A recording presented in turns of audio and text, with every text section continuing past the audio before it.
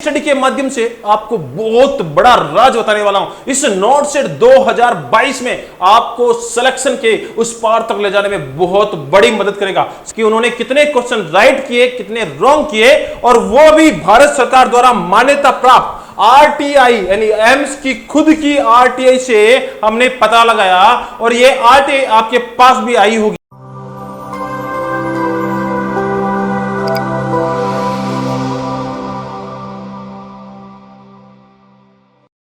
नमस्कार साथियों, एक बार फिर से आप सभी का हार्दिक स्वागत अभिनंदन। Myself Bajaj Palariya, assistant nursing superintendent में एक बार फिर से आप सभी का टीएनसी के ऑनलाइन प्लेटफॉर्म में आपका हार्दिक स्वागत अभिनंदन करता हूं। साथियों, इस समय बहुत ही बड़ा क्राइसिस आपके दिमाग में एक बहुत ही बड़ा क्वेश्चन रन कर रहा है कि कितने क्वेश्चन अटेंड करने चाहिए, कितने क्वेश्चन अटेंड करने चाहिए, और उसका जवाब मैं आपको बहुत ही सटीक देने वाला हूं। इस समय आपको मैं एक केस स्टडी के माध्यम से आपको बहुत बड़ा राज बताने वाला हूं। इस नॉट सेट 2022 में आपको सिलेक्शन के उस पार तक ले जाने में बहुत बड़ी मदद करेगा। सबसे बड़ी गलती बच्चा कहां पर करता है उसके बारे में हम डिस्कस करेंगे, और ये जो आपके सिलेक्शन में सबसे बड़ी जो बाधा बनती है उसके बारे में हम बात करने वाले हैं। आपने थंबनेल में देख लिया होगा कि ये चीज इसके अंदर हम वीडियो के अंदर किस चीज का डिस्कस करने वाले हैं। तो सबसे पहले मैं बता देता हूं, हम आप जो नॉट सेट 2021 के अंदर जो टॉपर्स आए हैं उसकी स्ट्रेटजी के बारे में डिस्कस करने वाले हैं कि उन्होंने कितने क्वेश्चन राइट किए, कितने रॉन्ग किए, और वो भी भारत सरकार द्वारा मान्यता प्राप्त आरटीआई यानी एम्स की खुद की आरटीआई से हमने पता लगाया, और ये आरटीआई आपके पास भी आई होगी, बहुत सारे यूट्यूब चैनल पे भी आपको मिल जाएगी। यानी आपके ऑनलाइन प्लेटफॉर्म पे ये आरटीआई हमेशा रन कर रही है, काफी दिनों से रन कर रही है, और उसका इवैल्यूएशन, उसकी केस स्टडी में आपके सामने प्रेजेंट करने वाला हूं। तो सबसे पहले हम बात करते हैं ऑल इंडिया 55 रैंक की। ये है ऑल इंडिया 55 रैंकर की केस स्टडी। उसने आरटीआई लगाई थी, आपको अभी शायद नहीं दिख पा रहा होगा क्योंकि बिल्कुल छोटी छोटी यहां पे दिख रही है। यहां पे उसने एक क्वेश्चन पूछा था कि भैया कि मेरे कितने मार्क्स आए और कितने मैंने गलत किए, मुझे ब्यौरा दिया जाए। चलो मैं इसको थोड़ा सा बड़े के रूप में लेके आता हूं, इससे आपको बहुत बड़ा फायदा मिलने वाला। ये रहा उनकी जो आरटीआई में जो जवाब मिला है, इसको हम डिस्कस करते हैं, और बहुत बड़ा फायदा आपको मिलने वाला है। लास्ट में बताऊंगा इसका आंसर, आप खुद ढूंढ पाएंगे कितने क्वेश्चन अटेंड करने चाहिए, कितनी रिस्क लेनी चाहिए। बहुत सारे यूट्यूबर्स आपको इस समय 180 कर लेना, 190 कर लेना, अरे क्या लगा रखा है। आपको खुद का असेसमेंट करना है कि कितने क्वेश्चन अटेंड करने चाहिए। इस वीडियो को देखने के बाद पूरा पता लगने वाला है। सबसे पहले बात करते हैं ऑल इंडिया 55 रैंकर्स की। इस बंदे ने क्या किया है उसके बारे में बात करते हैं। सबसे पहले उसने सही कितने किए, टोटल जो आंसर दिए हैं, टोटल सही आंसर दे रखे हैं, करेक्ट आंसर जिसने 153 इज द करेक्ट आंसर। उसके बाद उसने 36 इज द रॉन्ग आंसर। उसने टोटल 36 रॉन्ग आंसर किए। उसके बाद जो स्किप किया है वो है 11 आंसर। अगर बात करें कि उसने टोटल कितने क्वेश्चन किए होंगे, तो 153 प्लस 36 को जोड़ दिया जाए तो आपका आंसर आएगा 189 क्वेश्चन किए थे। और उसके बाद उसके गलत होने की दर देखिए, कितने क्वेश्चन गलत कर दिए। सबसे बड़ी बात 36 आंसर उसने रॉन्ग किए, और उसके बाद उसका जो स्कोर रहा है, अगर 12 मार्क्स जो है वो माइनस के कट गए, यानी 36 यानी 1/3 माइनस मार्किंग होती है, तो 36/3, तो टोटल 12 मार्क्स उसके कट गए। जो 153 उसने अटेंड किए, 150 उसने गेन किए, उसके बाद उसके 12 माइनस हो गए। जो लास्ट में जो बचा, लास्ट की बात करेंगे। उसके बाद ये अटेंड करने का तरीका सबका अलग अलग होता है, हम बात करेंगे इस मैटर पे, यानी जो लास्ट में कितना नंबर बच रहा है। हम बात करते हैं कि भैया के जो नंबर आ रहे हैं, इस बंदे के जो नंबर आ रहे हैं 141 मार्क्स।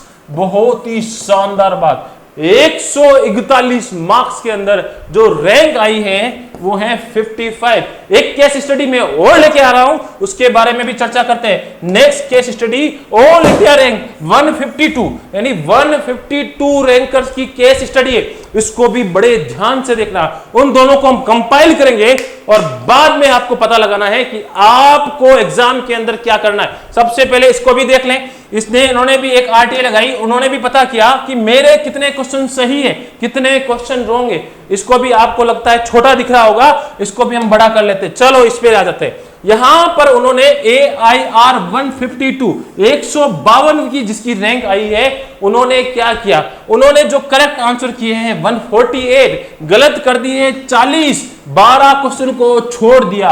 अगर बात करें टोटल क्वेश्चन की तो टोटल क्वेश्चन 188, और अगर बात करें लास्ट में आउटकम क्या आया, आउटकम की बात करेंगे तो 148 के 148 मार्क्स, और 40 जो क्वेश्चन किए उसमें अगर 1/3 माइनस मार्किंग जब लगती है तो उसके जो 1/3 की माइनस मार्किंग से 13.33 मार्क्स माइनस होंगे।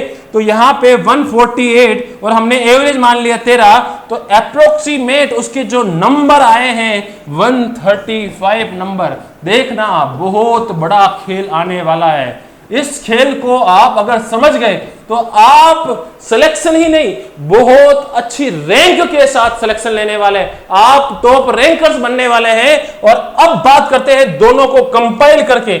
बच्चा यहां पे सबसे बड़ी दिमाग लगाने वाली बात है कि आपका सिलेक्शन कैसे डिसाइड होता है। बहुत सारे व्यक्ति कह रहे हैं कि भैया इतने क्वेश्चन करके आ जाना, नहीं, आपको खुद को डिसाइड करना है। बहुत ज्यादा डिपेंडेंसी खुद पे है, क्योंकि आपने लगातार टीएनसी टेस्ट सीरीज के साथ प्रैक्टिस की है।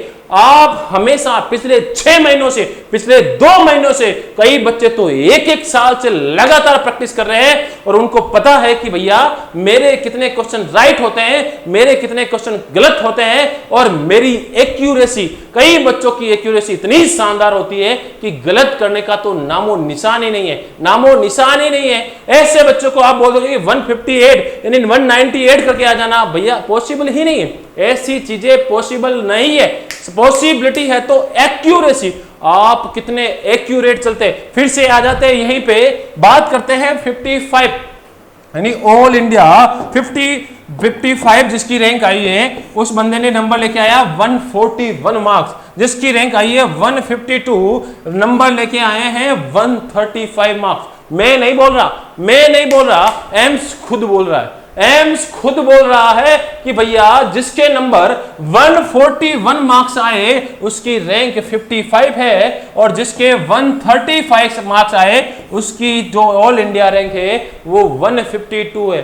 कहने का मतलब एक ही बात, आप यहां पर कितनी अच्छी एक्यूरेसी के साथ चलते हैं। मान लो आप अगर बहुत ही अच्छी एक्यूरेसी है, 150 क्वेश्चन करके आए, आपके क्वेश्चन 5 ही गलत है, ओनली 5 क्वेश्चन ही गलत हैं, तो मान लो आप इस क्राइटेरिया में फिट बैठ रहे हैं या नहीं है। कोई बच्चा बोलता भैया मेरे तो हमेशा कितना भी कुछ भी कर लूं, मेरी टीएनसी टेस्ट सीरीज के अंदर हमेशा 20 से 25 गलत हो जाते हैं। तो आप ही समझ लीजिए आपको किस लेवल तक जाना चाहिए। अगर आपको इस क्राइटेरिया के अंदर आना है तो आपको 160 से 170 तक जाना पड़ेगा। यह डिपेंड करता है खुद पे, ना कि आपको कोई बोल दे और आप उसकी बातों में आ जाए। ये बहुत बड़ी गलती हो जाएगी। ये गलतियां बहुत बार बच्चों ने की है, बहुत बार रैंकर्स नहीं, बहुत बार मैंने ऐसे बच्चे देखे थे कि सर उन्होंने बोला था और मैंने इस बार इतने क्वेश्चन करके अटेंड आ गया, मेरा सिलेक्शन नहीं हुआ। अरे कहां से होगा, क्योंकि तुमने तो माइनस ज्यादा मार दिए। हमेशा ध्यान रखना है,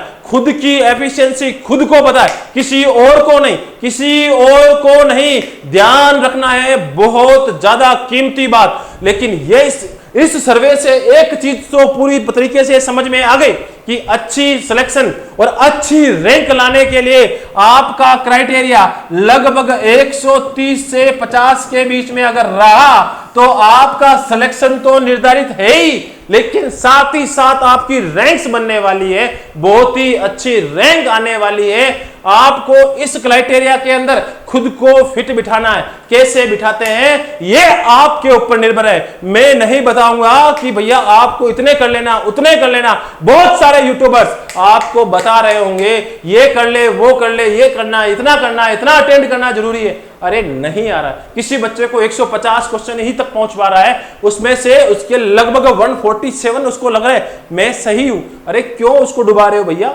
190 तक क्यों ले जा रहे हो, 180 तक क्यों क्यों ले जा रहे हो? नहीं, उसको कैलकुलेटिव रिस्क मैंने हमेशा बोला है, पहला स्पेल पूरी अच्छी तरीके से, उसके बाद कैलकुलेटिव रिस्क। अगर आपके 140 सही हो रहे, आपको लगता है मेरे 140 बिल्कुल एकदम सही है, मैंने 30 क्वेश्चन 50-50 मार्क फॉर रिव्यू में डाले, आप वहां पर 20 की रिस्क लीजिए, 20 की रिस्क लीजिए। अगर आपको लगता है कि भैया मेरे 157 सही है और मेरे अगर 10 ही 50-50 है, बाकी वाला नहीं आता है, तो आप 5 से 7 की रिस्क लीजिए। ये डिपेंडेंसी खुद पे डिपेंड करती है भैया, कोई नहीं बता सकता। आपके अंदर की पोटेंशियलिटी आप खुद जान सकते हैं। रोजाना सुबह और शाम टीएनसी की टीम हमेशा पेपर को बनाती है और हमेशा आपका इवैल्यूएशन करती है, और उसी इवैल्यूएशन के बेस पे, एक्सपीरियंस के बेस पे मैं बता रहा हूं भैया, जिसने माइनस मार्किंग पे कंट्रोल किया वही विजय बना है। अब वो डिपेंडेंसी आपके ऊपर आ जाती है, आपने प्रैक्टिस के अंदर आपकी वैल्यू आपने खुद ने कितनी बना रखी है, कितना अच्छा सही करते हैं, कितना बड़ा गलत करते हैं। ये था एक आरटीए का जवाब, और उस आरटीए के अंदर मैंने आपको बताया कि ऑल इंडिया 55 रैंक के इतने नंबर आए और ऑल इंडिया 1552 के टोटल जो नंबर थे 135। अगर मैं कट ऑफ की बात करूं तो आप खुद ही समझ जाओगे कि कट ऑफ कितना नीचे गया था। इसलिए हमें कट ऑफ की ध्यान में नहीं रखना है, हमें टॉप रैंक का ध्यान में रखना है। हम टॉप रैंकर्स बनने की फिराक में, हमें सिलेक्शन तो है ही, सिलेक्शन तो आप टीएनसी के साथ रोजाना टेस्ट दे रहे, सिलेक्शन तो आपका तय है, सिलेक्शन तो आपका तय है, लेकिन अब आपको बनना है एक अच्छा रैंकर। और इस स्ट्रेटजी के बाद आप खुद डिफाइन करेंगे, आपके पास टीएनसी का डाटा है, आपके पास सब कुछ पता है, आपके पास मैसेजेस हैं कि भैया आपको हमेशा पूरी की पूरी कहानी पता है। उसके बाद डिफाइन करें कि आपको कहां तक जाना है। अच्छी रैंक लानी है तो एक्यूरेसी के साथ ऊपर तक जाना है, और अगर आपको लगता है मेरी एक्यूरेसी कम है तो आपको माइनस मार्किंग से बचते हुए आगे बढ़ना है। बहुत ही शानदार वीडियो है आपके लिए। बहुत सारे बच्चों के क्वेश्चन आ रहे थे कि सर मैं कितना करूं, कितना क्वेश्चन अटेम्प्ट करूं। मैंने इस वीडियो के माध्यम से अब आपको समझा दिया है कि ये डिपेंड करेगा आप पे। पेपर अगर इजी आता है, आपको लगता है कि हाँ मुझे जाना चाहिए, मेरे क्वेश्चन के आंसर बिल्कुल सटीक सही आंसर जा रहे हैं, तो आपको आगे की ओर बढ़ना चाहिए। अगर आपको लगता है भैया पेपर डिफिकल्ट है, गलतियां होने के ज्यादा चांसेस है, उस समय आपको अपने हाथ को बांध कर रखना पड़ेगा कि भैया मुझे बिल्कुल सही आंसर देने। और मैं आपको आज राज की बात बता देता हूं, हमेशा ध्यान रखना, कोई भी एग्जामिनर हो 20 से 25 क्वेश्चन ऐसे बनाएगा जिसमें आपको परेशान करेंगे, वही क्वेश्चन आपको हिलाएंगे डुलाएंगे। बाकी वाले क्वेश्चन तो बड़े ही आसान होते हैं, बस उसमें घुमाते हैं। आप उस घूमने वाले चक्रव्यूह में फंसना नहीं है, आपको हमेशा सटीक आंसर देते हुए आगे बढ़ना है। तो आज के लिए इतना ही, फिर मिलेंगे आपके सिलेक्शन के साथ, आपके इंटरव्यू के साथ। और मेरी एक ही बात हमेशा आपको याद रखना है कि कर दिखाओ कुछ ऐसा कि दुनिया करना चाहे आपके जैसा। जय हिंद, जय भारत एंड वंदे मातरम।